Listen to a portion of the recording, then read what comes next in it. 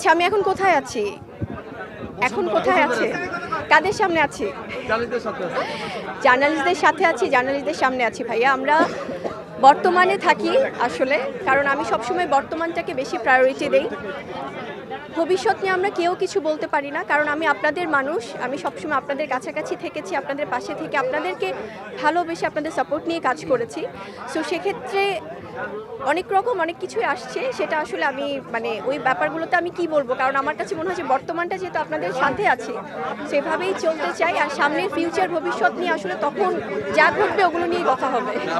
আপনার একটা সিনেমার প্রযোজক বললো যে আপনি নাকি আপনাদের বিরতি নিচ্ছেন এবং কাজ করবেন না, শিডিউল পাওয়া যাবে না। আল্লাহ আল্লাহ, না না না না, একদমই না ভাইয়া, কারণ আপনারা আমার পরিবার, আমার সাংবাদিক ভাই বোনেরা, আমার এই ফিল্ম ইন্ডাস্ট্রি, আমার সমস্ত পরিচালক প্রযোজক সবার প্রতি আমার সেই দায়িত্বশীল ব্যাপারটা আমার আছে এবং আমি রাখতে চাই।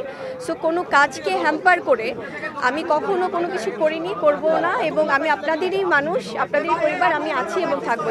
এই জন্য আমি একটু আগেই বলছিলাম ভাইয়া যে আমরা বর্তমানটা নিয়ে বাঁচি। বর্তমানে আমি যেহেতু আপনাদের মাঝে আছি, আপনাদের সাথে আছি, সো এটা নিয়ে থাকি। অনেক গুঞ্জন, অনেক রকম অনেক কিছু আসছে, যেটা হয়তো বা সময়ের সাথে সাথে আপনারাই জানবেন, আপনারাই বলবেন যে আপু এমনটা শুনেছিলাম, এমনটা তো না, আবার এমনটা হয়েছিল, ওটা তো মিলেছে। সো ওগুলো হবে কি সময়ের সাথে সাথে সব কিছু ক্লিয়ার হয়ে যাবে ইনশাআল্লাহ। আর এই ব্যাপারগুলো নিয়ে এতবার আমি কথা বলেছি, আপনাদের নিজেদেরই বিরক্ত লাগবে যে আর চাই না এই topic. So thank you so much. নতুন করে প্রশ্ন তৈরি হয় আসলে।